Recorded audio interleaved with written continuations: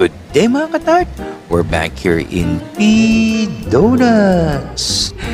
Talagang hindi kami magsasawang balik-balikan ang sarap ng donuts nila. Kita naman ninyo. Laging bagong luto ang donuts dito. Kita naman ninyo. At sineserve nila yan. Fresh palagi kaya naman napakalambot. Yet hindi nakakaumay ang kanilang donuts. Napakamura pa. From 30 pesos up to 45 pesos ang range ng donuts nila. Affordable, di ba? At meron din silang maraming flavors na pagpipilian gaya ng Nutella, Al Capone, may banana Q flavor pa yan. At may cronuts din sila. At try nyo rin yung milky cheesy donuts na aming binabalik-balikan dito. Talagang panalo sa sarap.